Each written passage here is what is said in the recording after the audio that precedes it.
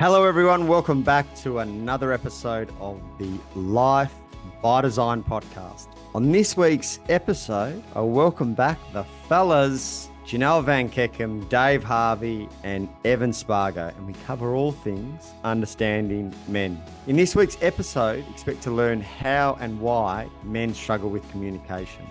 What causes men to get angry and resentful? What is needed for men to share? The suppression of men's sexuality, how to get the best out of your man, and much, much more. Enjoy the episode.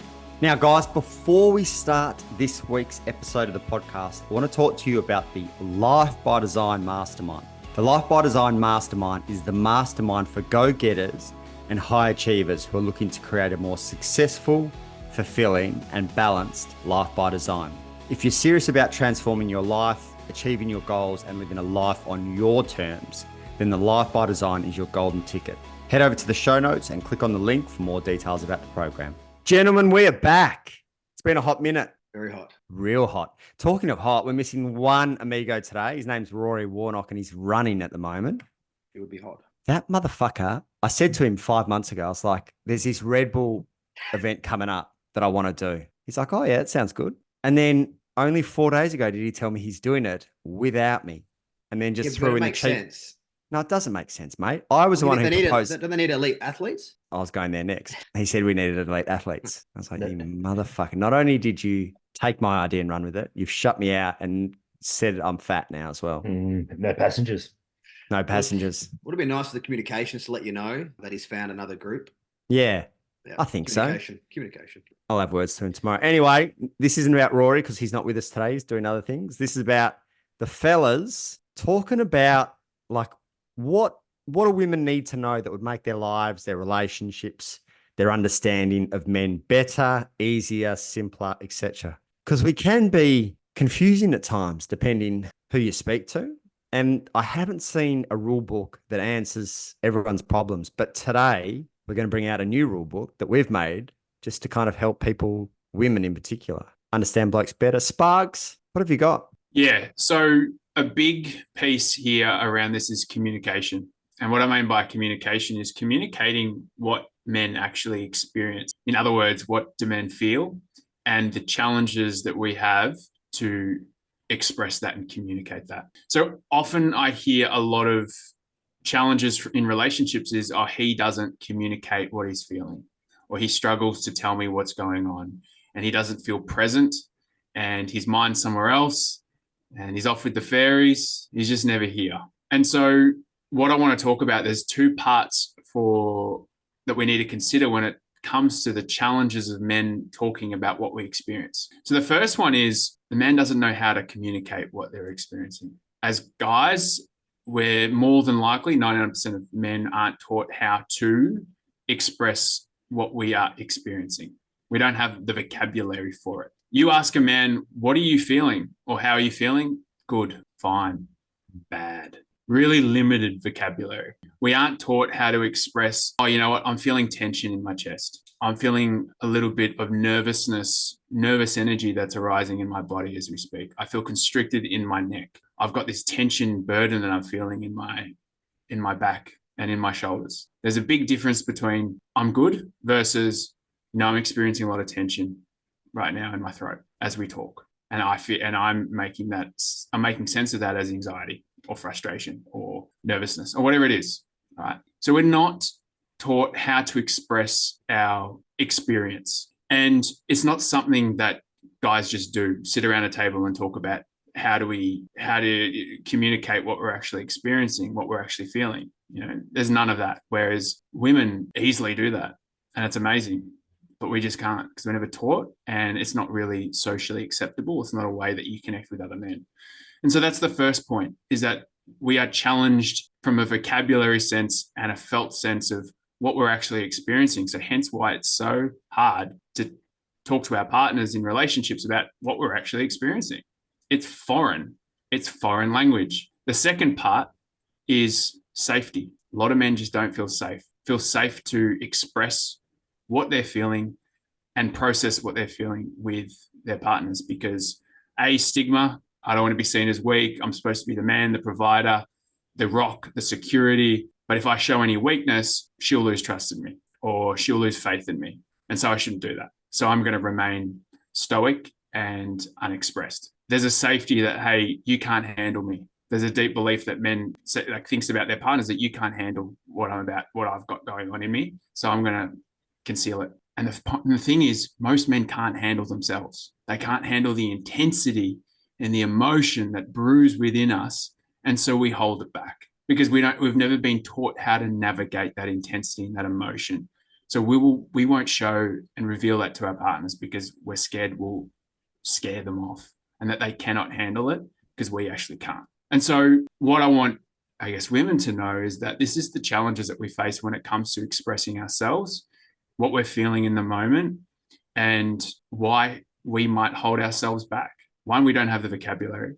And two is we may not feel safe. And safety comes from both parties. Safety from the feminine to not react to our emotions when we describe them, to be okay with them and know that the more that we express them, the more control we will have over them and the more we'll be able to manage them, and just to trust that we've got it. And the other part is that just to be patient with us as we explore some new parts of ourselves and not to judge for what we're experiencing, because again, this is uncharted territory. And this is something that's just so important that I know in my relationship, I'm navigating new emotions for me that's coming up. And it's been really hard to communicate it. But once you communicate it, you'll be surprised at how well the feminine will receive it and hold you in it if they really, really care. And they'll actually be inspired by it. And so it's so important that you both create a safe space for that to happen. And it takes the man to have courage to open up and to delve into territories of himself that he's never spoken about. And it's up to the feminine to go, hey, I'm going to hear you and see you. I'm not going to react. I'm just going to hold you. And then we can talk about it afterwards. I think that's really important to get to that stage in a relationship, because that will build trust, not only in the man to express himself, but also trust in the relationship. Because then now he becomes more predictable to his partner. And that's all our partners want, is predictability and consistency in our actions and behaviors. And so the more that we can be in tune with our emotions, what we're feeling and experiencing and owning them, the more reliable, predictable, and consistent we'll be with our partners. And that is what creates relationship, what creates intimacy. And so, yeah, this is something that I've been working on a lot in my relationship, but I work with a lot of men in this same space. But with that, what I find really intriguing is that you spoke about the communication part, but I do find a lot of men, including myself, a lot of males are Mr. Fix-Its. So usually find what happens when the females are struggling, what I usually tend to find is that when the female struggles are there and it's evident to the male is always, hey, what's up? What's going on? That they almost prompt communication from the female straight away, but then the males struggle to communicate themselves and express their emotion. I find that really, really intriguing there, that the struggles for the male to communicate, but then they still expect it from their partners. Yeah, it's really interesting because a lot of that will come from an uncomfortability to hold their own emotion. So when they see the feminine, when they see their partner's emotional, they don't feel safe themselves because they can't handle their partner's emotion because they can't handle themselves and they can't connect with their own emotions. So they try to control their partner by fixing it. And I've done this many times where my partner's struggling and I'm like, I don't want to see her suffer. So I'm going to give her a solution straight away, a quick Band-Aid fix for her to stop suffering or stop complaining or stop whatever it is, because I couldn't handle it. Because really I couldn't handle it in my own self. And so that's one of the reasons why we'll just run to fix it. We can't handle them. We can't handle their emotion. We don't know what to do with it. We don't realize that it's energy that's trying to move through our body and be processed. That's all it is. So true. And I guess adding to that, I guess with the fix it component is also a reason why sometimes we won't necessarily want to share, is because if we haven't figured out the answer yet, we want to come with the solution. So what's going on for you? It's like, oh, I'm good, don't worry about it. Like, it's sweet. Because in our head, we're like, I've got to figure this fucking thing out first before I can then come with the problem, because that's another piece of it. And so a great way to sort of set the scene is, firstly, not to shame us into trying to share. Like, oh, you never fucking speak about stuff, or publicly, yeah, if only, he said more of this. If you shame us, we're going to shut up even further. That is the wrong way to get us to open up. The opposite is, how do you create an environment that feels safe for us to show up in that way, which would be more like an encouragement of, hey, babe, when you were like totally honest and raw with me, it actually makes you more attractive to me. Like when you were like that the other day, like I was fucking hot because you just owned your shit. And I'm okay with just hearing what's going on for you without you needing to have an answer for it. Like that's also okay. And like create and speak to what you find like attractive, and that it's okay for you just to share something and share a challenge, and however you can share that without it needing to be fixed.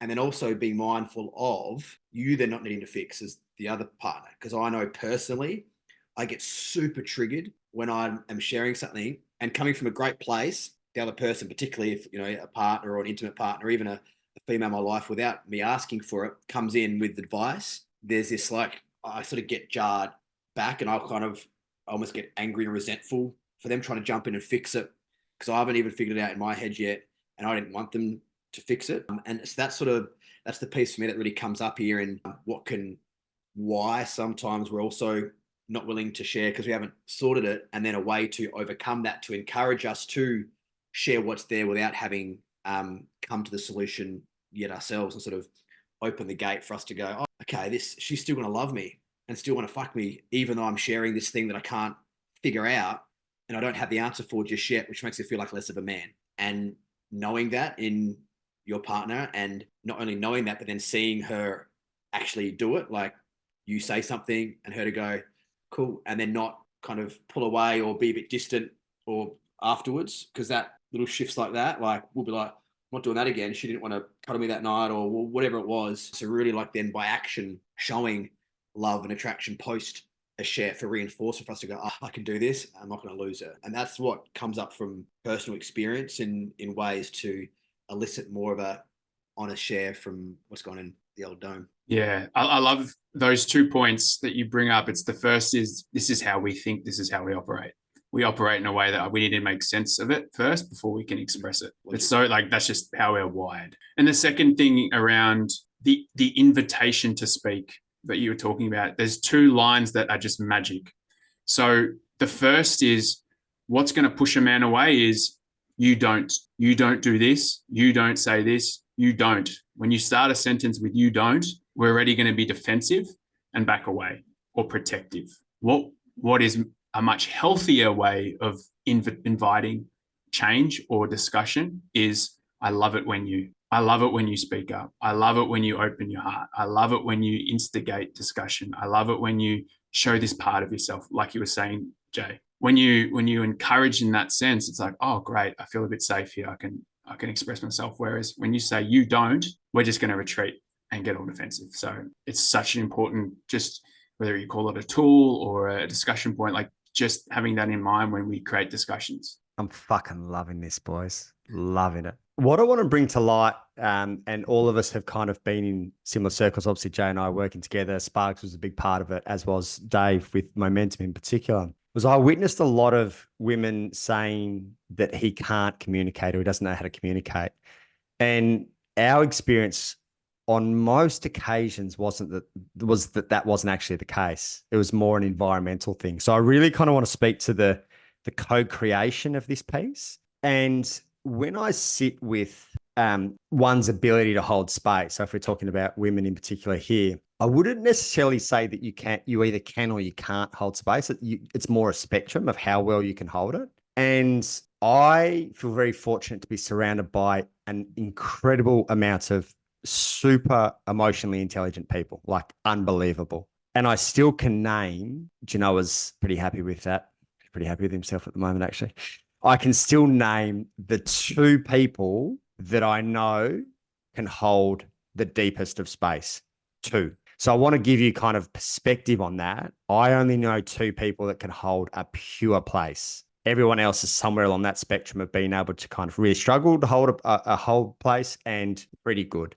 Because there's a really big difference between, yeah, I can hold it, and you can see energetically and emotionally that they can't hold it. I've had a lot of those conversations of like, yeah, I can hold space for you. You can see it in their physiology. You can see it in their emotional state that they can't necessarily hold it. So there's a real onus on the depth of the work that you do in order to be able to hold someone else through that. So that's the first thing. What's really interesting, I've spent the last 6 weeks doing a lot of stuff around communication. I did a communication workshop a while ago. So I've been really heightened in my own expression and watching how Shani and I navigate this as well, is to speak to what both Spargs and Janoah spoke. I find myself at times waiting for the invitation to ask what's on, as opposed to, hey, Shani, this is coming up for me. And this is something that I need to move through.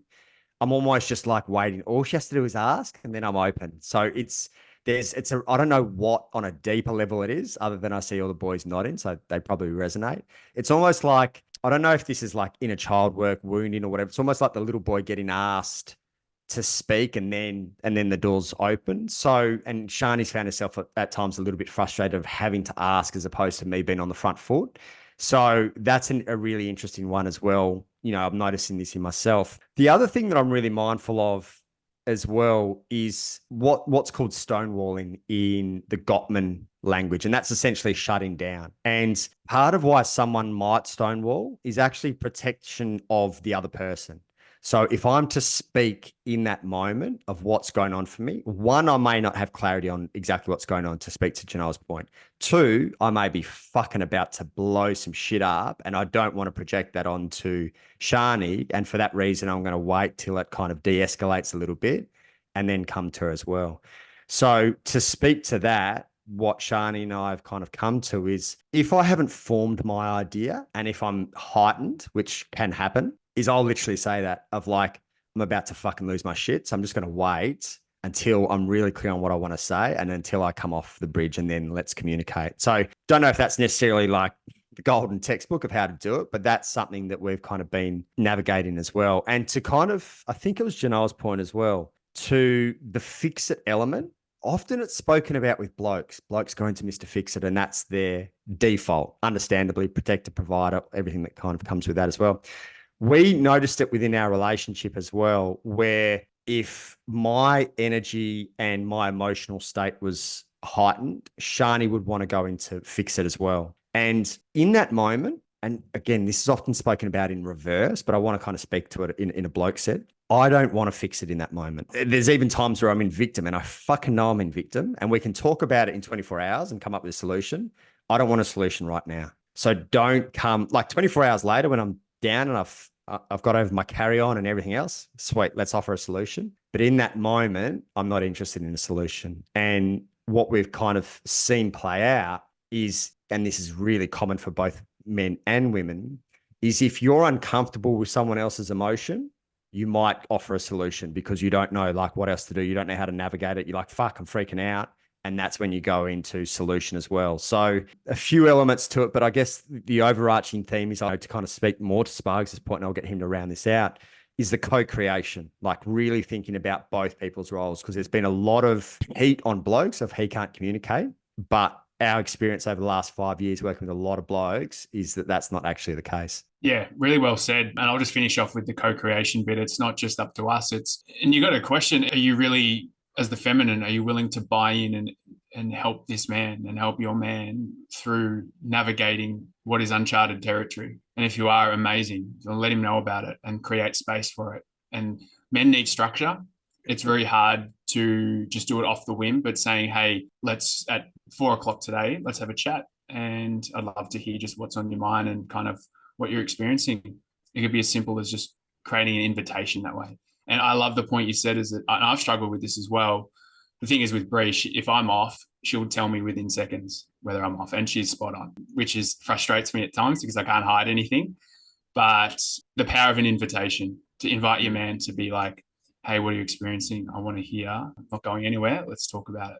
Is really powerful. So, yeah. Before Janoah kicks off, I just want to kind of speak to this briefly as well, because Janoah and I found this in business, is often we needed an invitation each other to talk about how Janoah's pissing me off in business and how he's doing everything wrong. Like, I just needed him to say, hey, Blake, what's on your mind? Because it's kind of weird, isn't it? It's like, I don't know how you guys think about it, but it's like, hey, Janoah, how are you? So anyway, I've been thinking about, do you know what I mean? It kind of feels weird just to roll into it without the invitation. But I think, yeah, there's an onus on both parties. One, to step forward into that conversation, and two, if you can see something, to invite the conversation, and vice versa, to kind of speak to your point, Sparks, like Shani sees it before I see it. I'm like, if you've got a really attuned girlfriend, wife, partner, like you cannot get away with not being present.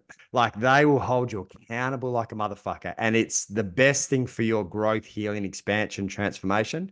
And at times it's just like ultimate accountability, which you wouldn't have it any other way, but you're not going to get away with shit if you're looking for that kind of high quality relationship as well. Janoah van Kekem. That invitation piece, when you spoke about that, struck out for me. Like even in like someone comes home, how was your day? Now that you ask, I want to share it. You know, what's going on for you? Have any wins today? Oh, now that you say, I want to share this win that I had today. Like it's just in everything, the invitation. How exciting is when someone goes, hey, can you speak about yourself for a moment? It's such an amazing piece. So I think that's just like a general thing. Like invitation is amazing. So the thing that I wanted to speak to is more of a like a posing of something to be wary of. And what that is for partners to be very careful of them seeing their, you know, the man in their life as a project to mold into their idea of the perfect man, because, and then to get super clear on what your idea of the perfect man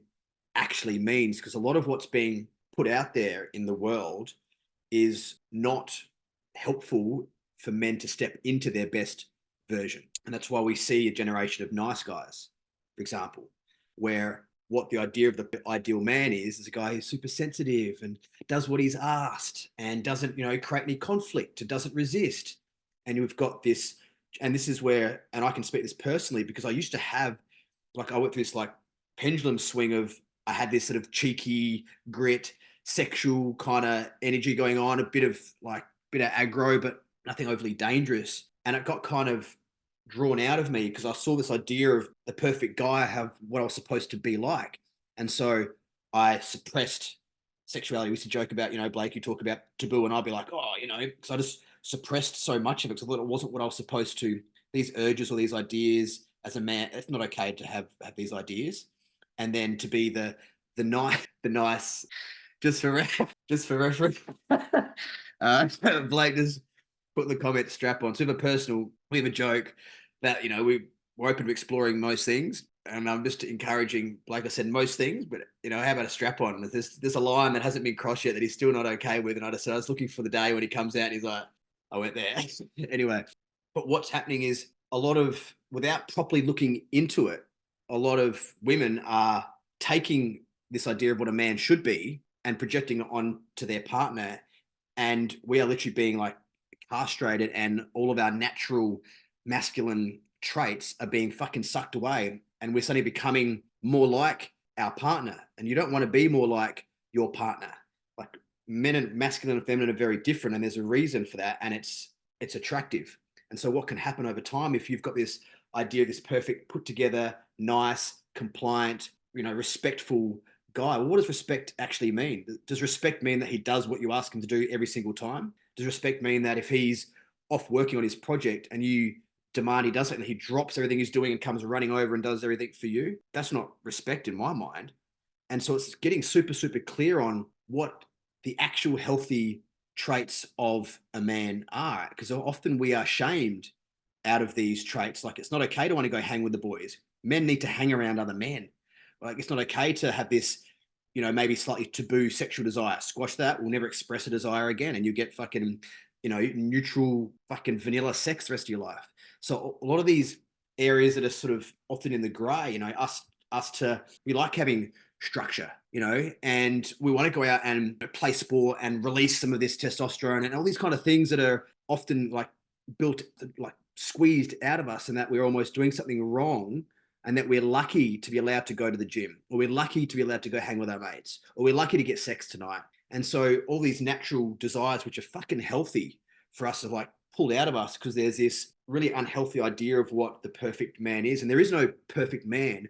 But what I would offer is to the female or the partner, whatever sex that is to really get clear on, well, what are the healthy traits of masculine and how are they translated? Because, you know, words, like I use the word respect, it's an easy one. Like, what does respect actually mean? Does it mean that he's a compliant doormat? Or does it mean that he will, you know, communicate with you and maybe tell you this is where I'm going and this is why, and to get really super clear on that? Because what I'm seeing here is, it happened to me for a bit where I thought I had to show up as a certain type of guy, but also became more unattractive to women. Like I was more attractive when I was my natural self, and I went down the other way trying to fit into the sensitive new age guy, and I lost that natural energy that I had, and I became less attractive. So it was a really interesting shift for me to realize that, and now then come back around to behaviors that I used to doom as like, the dirty fuckboy, energy. And it's like, well, unhealthy expressions of that can be, but there are some healthy expressions of that natural desire and grit and charge and go that men have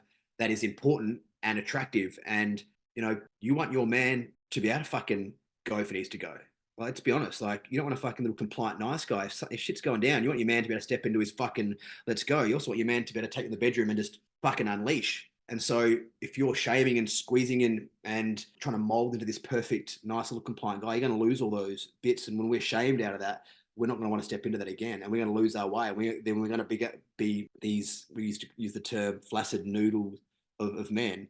And then you're going to suddenly wonder why you don't want to fuck him anymore, or you become less attracted to him, or he's not doing as well at work. So that's something that have experienced, not even necessarily in a relationship, but just like in a general how a man should show up experience. But also I see a lot in relationships where, you sort of joke around the guy, he's kind of under the thumb or the ball and chain. And while it's a bit of a joke, sometimes there is an element of that, and the guy's losing his natural fire and he's just dwindling away as a human being. So something to be super mindful of when you're looking at how you want your man to show up. Alison Armstrong actually talks about this better than anyone I've heard. And she talks about the women wanting their partner to be the perfect girlfriend. Yeah. And that speaks to absolutely everything that you've just said. And one thing that, you probably want to be mindful, and there's not much that I can actually add to that, but one thing you want to be mindful of is exactly that. Like what is his role? What are the things that he brings, and who are you trying to mold him into when really you should be getting those needs met in your girlfriend group or with your best friend or whatever, and vice versa. I've seen, mates try to make their girlfriends who hate running be their running partner, or, come and sit and watch the footy. She doesn't give a fuck about the footy, dude. Like, just let her be. It becomes very easy to fall into the trap of our partner being our everything. And that's where you really got to decide what are 3, 4, 5 non-negotiables that you want inside the relationship in terms of the intimate relationship, and being mindful of getting your other needs met elsewhere. And I've fallen into that trap, not only with, in relationship, but I've also fallen into that trap in friendships, trying to mold friendships into, let's go deep, brother. And he's like, mate, have you got like a bag? And, maybe we can talk about deep shit once I've had, a bag and 15 drinks. Other than that, he won't kind of talk about anything meaningful. I'm like, sweet. Maybe we'll talk about footy during footy season, and, we don't kind of touch base much outside of that. But again, just being mindful of the mold. Dave. Funny enough, Janoah, it's about 2 weeks ago. Cassie and I, we rarely argue. We communicate reasonably well, pretty well, albeit me trying to fix everything under the sun. But we had a bit of an argument. The kids were there, and it was different. It was good, but at that time, and this has resonated really well with me, is that at that time I thought Cassie was trying to mold me into, the generic husband. I was like, fuck, in my head, I'm like, fuck, I've got to wear chinos now. I've got to wear a polo shirt. I've got to do yard work. This is me. I'm 42. It's polo shirt time. I was like. But like looking at it, it's like she wants me to be like a dad. Her dad's an absolute legend of a human. Like, they literally doesn't get better, but that's not me. I'm not like a Mr. Fix-It. I'm not do the yards every Saturday, Sunday. I'm like, and at the time, like in the heat of the moment, it was like she's trying to mold me into the ideal husband, father of the children, man of the house. But I'm like, and then when we took a step back, I was like, sat down and understood. I was like, well, no, hold on. She's just trying to make me a better person while still trying to, work with my desires and work with, with what I like to do. But in that present moment, it was like, holy shit, this is who she wants me to be. And then that takes me back to the start. It's like, if females are trying to mold these males into who they want, it's never going to work. In the wrong way, it's literally never going to work. They can mold them, and it's going to turn around and hit them in 1, 2, 5, 3 kids down the track time.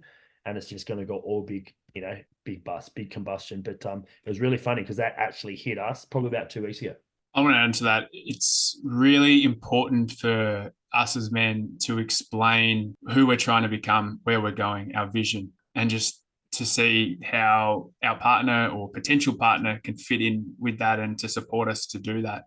It's really important. I know it's attractive for my partner, when I tell her this is the man I'm going to become, this is what I'm going to do in my life, this is what I want to do for us. And so it's about getting really clear on that and constantly communicating that, hey, this is who I'm trying to become. This is what I want from life. Remember, like, how can we make it work so that, you know, I can continue to do that and I can be the provider and I can do what I need to do for us and our family. And so number one was clarity. And number two, what I loved what you said, Janoah, is it's so important for us to be surrounded by other men, whether it's friendship groups, men's communities where you can be around other masculine, healthy masculine that get the best out of you, that challenge you and that you want to get better. You know, that healthy kind of competitiveness, healthy. I want to emphasize healthy, not like I'm better than you, but like let's challenge each other to become better, and is so important. And also having a mentor. A lot of the guys that I work with, the typical nice guy, hasn't had a healthy male mentor or didn't have one growing up. So they were very much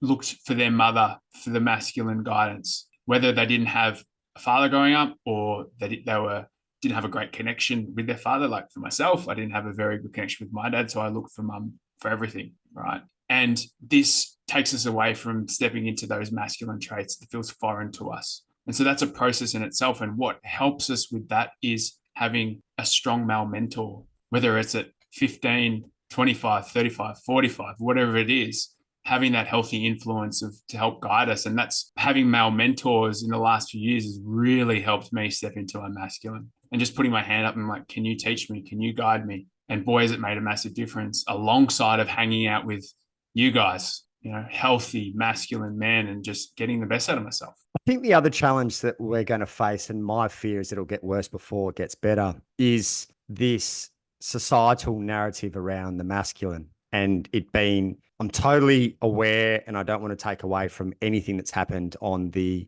domestic violence front and how underutilized and under cared for that space is. But the bashing of the masculine, I don't think has made it any easier for a bloke to know what he wants, where he's going, or how he can even show up as well. And there's some new laws coming in around coercive control and these things, which I think are going to be good with time. But you've got a whole bunch of blokes that don't even know that they're gaslighting, that don't know that they are trying to control, like that have probably had these patterns potentially since day dot when they looked at how their father used to show up. And all of a sudden they're like, fuck, am I allowed to look at this female?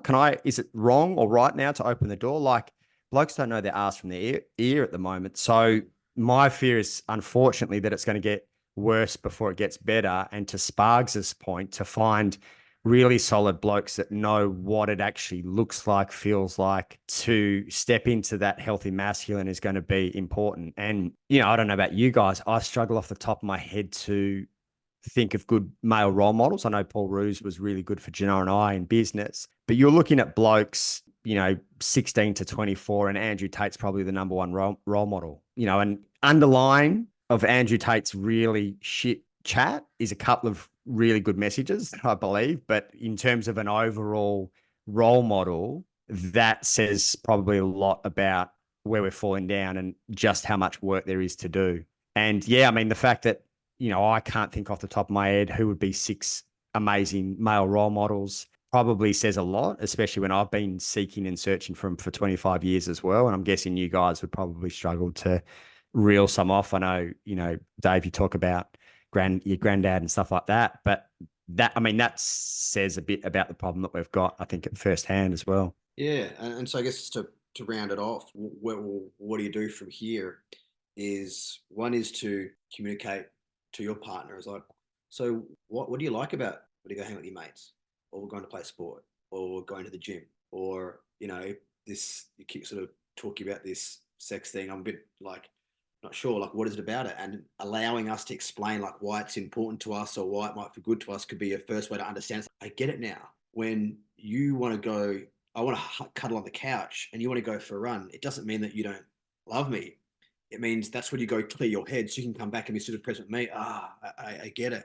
So that, like, try to explore and understand what these things that we're doing, like while we're doing them. And then also just for yourself, like actually start researching like masculine traits. Like, look at them.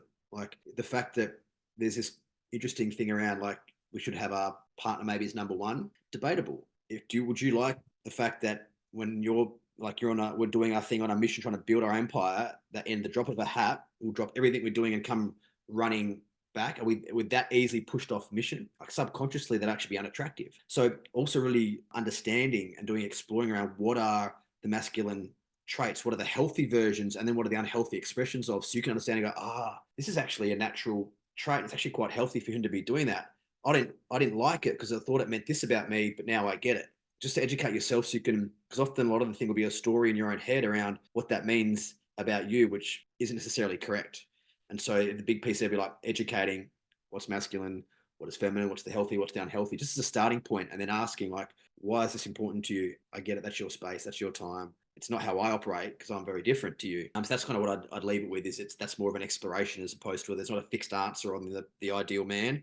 It is exploration of the natural traits and what it looks like for him. Dave Harvey, what do you got, mate? What does everyone need to know? You know, when you came up with this, when jumping on with the boys to do a potty, I kind of sat down and had a think, and I was like, men are quite simple. But when I thought about myself, it's probably the best way I could relate it is that I'm not fucking simple at all. The biggest thing is, I guess, speaking from my experience and being a dad and, you know, and a husband, is that like men want to be heard, men want to be loved, they want to be recognized. All right. So for me, I don't want to be acknowledged. I don't want to be acknowledged. It's funny enough. It's almost like I want to be acknowledged in everything I do. It's like I want to be acknowledged in that I go to work and, you know, I'm trying to provide for the family. I want to be acknowledged in that I come home straight from work and, you know, I put on my, you know, parental mask and I drop straight into, you know, parental duties. And then I want to be acknowledged that when I go to training, I'm going to go, you know, release some, you know, some masculine traits and throw some tin around and yell out. And, you know, when I come back, I want to be acknowledged that, you know, I've picked up Callie from school. And the whole time, for me, it's like being seen, being acknowledged and being heard.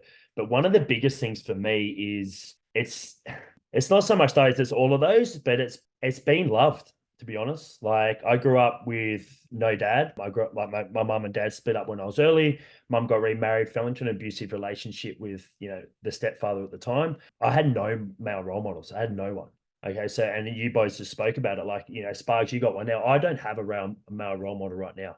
So for me, it's been love. Like I need, as a male, my needs are that, you know, I want Cassie to come up and give me a random hug. Like I don't want to be the one to initiate it. I want her to say, hey, you know, which she does. She goes, hey, what time are you training? But sometimes for me in my head, I'm like, is she saying that because she doesn't want me to train, or is she saying that because she actually cares and wants me to train because she knows I'm a better person for it? I'm a better male. I'm a better, you know, male role model. And I want her to come up and go, hey, you know, like it's Friday night.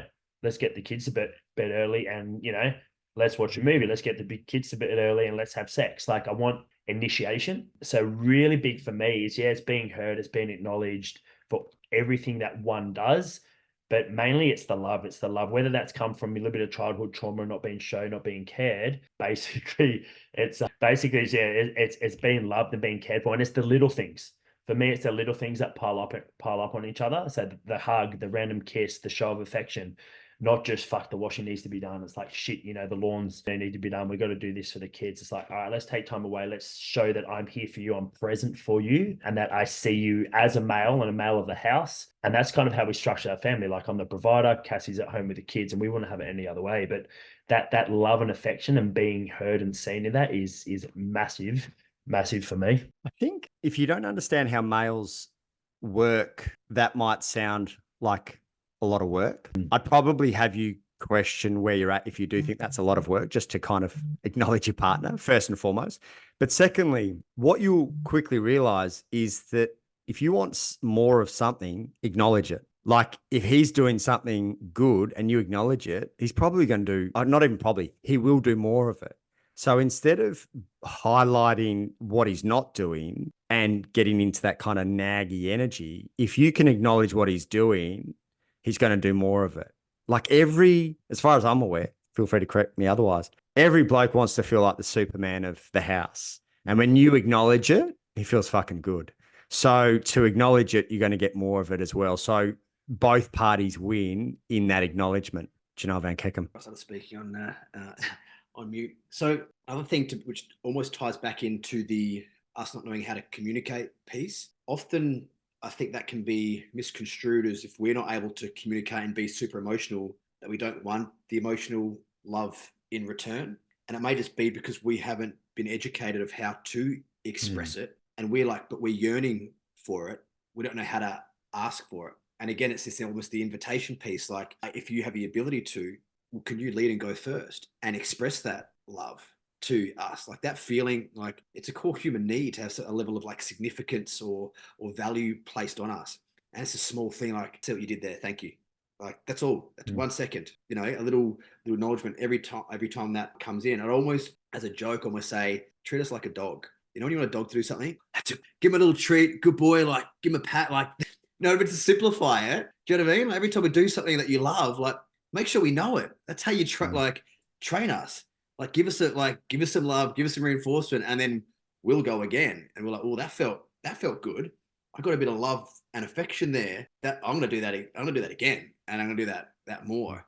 And so that's one piece to it. Like just a funny way to might you remember this. Like treat us like a dog that you're trying to encourage, you know, and make feel like a good boy, and we'll be loyal and give a lot more love the more you give love. And it's not, and be mindful, because I could hear potentially a response almost being like a competition. You know, why should I give the love if I'm not getting it first? Well, fucking who gives a shit? Like step into that if you can, offer that first, and that might open the doorway. Because I know past I'd have a bit of a, well, if they're not, I'm not going to, kind of, they haven't earned it yet kind of energy, which is something to be that's a very destructive energy to be in. And if you can think about it, well, maybe they're just struggling to, this boy who is craving love and some reinforcement and feeling significant. How can I give that good boy a little rub on the head to say, well done, and I see it, and I hear you. And it's because we aren't behaving in that way. It doesn't mean we don't want it. We often just don't know how yet. And if you can lead that, then lead that.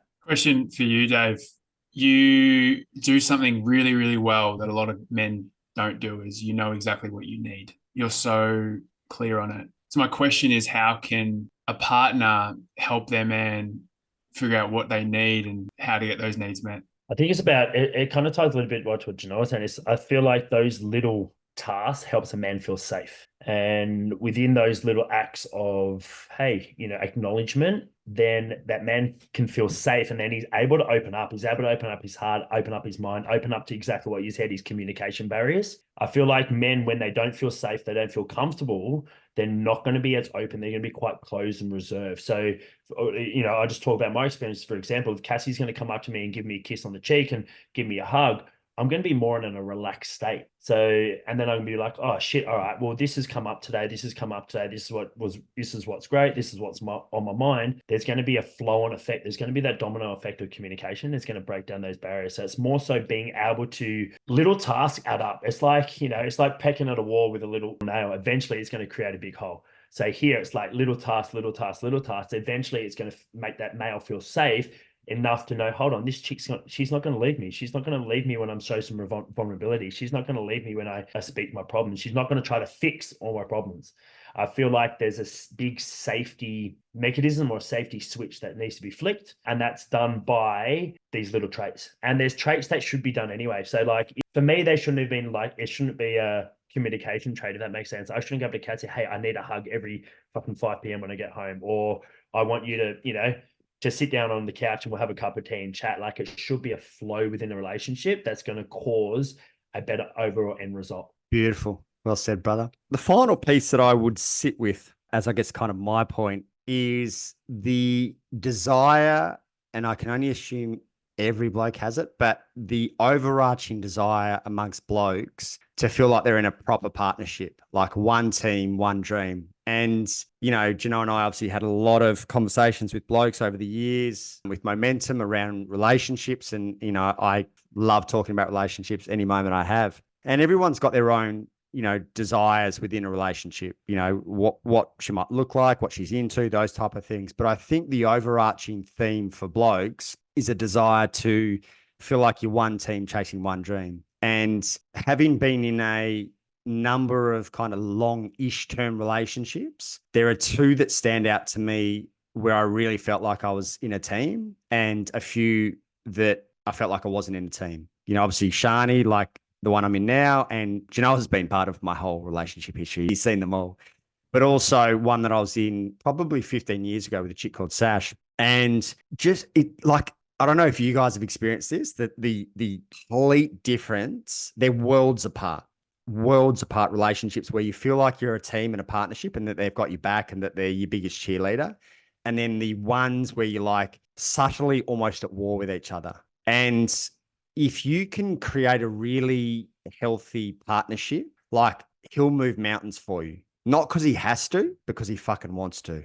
And that's the difference. Like I see blokes who are like that energy, like the sigh, because he has to. It's his role. And then I see blokes who would fucking give their left testicle for their partner and do anything.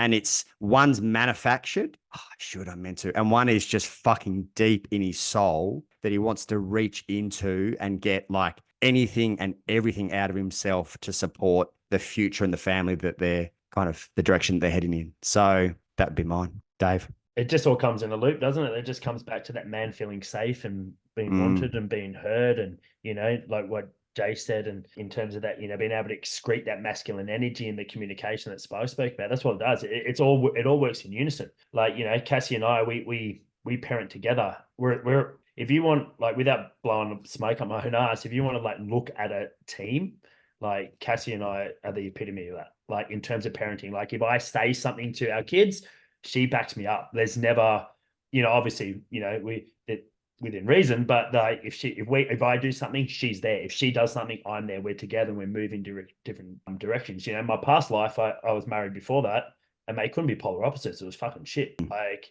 it was wild. So, just to nail at home, like, mate, teams, that's the end goal, is like being an epic team, but it's got to all tie into everything that, us fantastic looking humans have said. I don't know, Bugs, you go next. I don't know if you guys see this, but I look for this now in other people's relationships, not from a place of judgment, but from a place of curiosity. Because you can, like, if you know what you're looking for, you can sense it. And just under the love that I have for Shani is the love that I have for Brie and Cass, in terms of your girlfriends and wives, just because like the energy, like just fucking unbelievable humans. And I can see the unity and like, of course we have our ups and downs and everything, but like I'm cheerleading just as hard for my mates as I am for the women that I can see that are really pure in the partnership that they've created. Like I'd fucking do anything for your girlfriends and wives as well, just because of the love that I have for them. And to be able to see your mates in relationships like that, like is like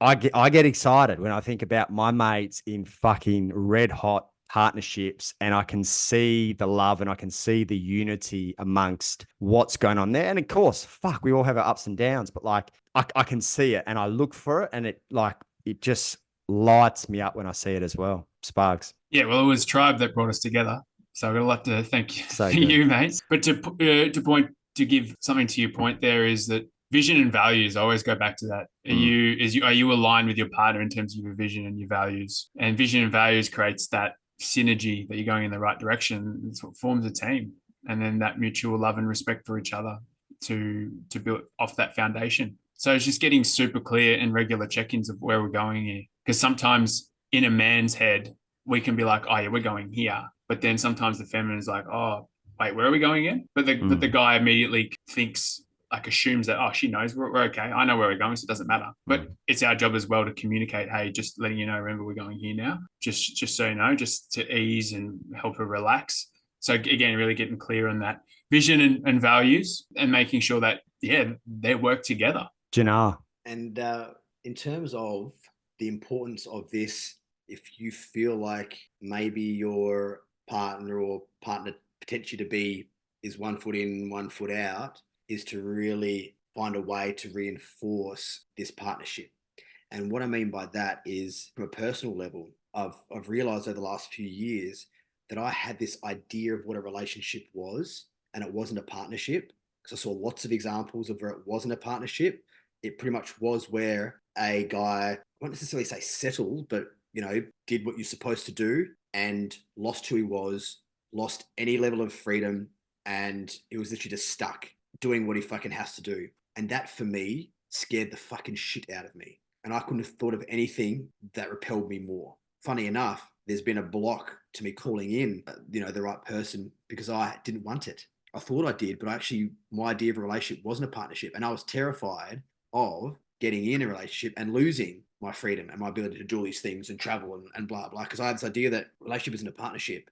it's kind of, you settle when you forego, and don't get me wrong, there's compromise. I get that, but you lose everything to then be in this relationship. And it's only, a beautiful healing for me has to be able to see, like, I see the way that Shani loves and supports you. I also get to see it behind your back, which it always brings a tear to my eye sometimes. And to see, your guys' partners, what it means to fully have their back and to be in a partnership. I'm like, I want that now. Now I get it. And that's now my, like, foot's kind of, I've noticed in the past, I've always had one foot out the door, always, because there's been this big fear of what it could be. And now seeing examples of it, seeing what true love and partnership is, it's like, oh, so from a female's perspective, how can you really reinforce that a relationship can be this beautiful partnership of exploration and adventure, because that's innate to us, and partnership. And while yes, there's going to be some compromise, that's what it can be. And it's taken me to experience this, particularly firsthand, living in our throuple, and really going, oh, okay, I see that now. This is possible. This is what it could look like. It's that point around the partnership was actually been one of the biggest blocks in me always having one foot out and even opening myself up to a proper relationship. And if you're finding potentially that guys are a bit like that, that could be a key piece of it. I said to Shani, I reckon it was last Sunday's check-in, I was like, I'm so fucking proud of the I and the we within the relationship, because that is a dance that very few, from what I've seen, I definitely haven't got right previously, and very few people, a lot of people struggle with it. It's either all we or it's all I. And the dance where I still feel completely my own sovereign being, and the unity that we have as a collective as well, is like, I only realized it a couple of weeks ago. I don't know what landed for me, but I was like, oh my God, we've perfected this fucking unbelievable I and we. And it's a dance that, for whatever reason, I'd never really thought of. But to kind of speak to your point, you can get drawn into the selfish I, and it's just two I's going along together, or the we, where you just become one in a dysfunctional way and you don't know yourself from the other as well. So the dance between those two is like, it was one of my proudest moments in our relationship, the realization of the I and the we within our relationship as well. Boys, anyone got any final words that they'd like to throw in? That was juicy, real juicy. No final words. Gang, that's a wrap. That's the boys. We'll be back soon. Let's do it all again soon.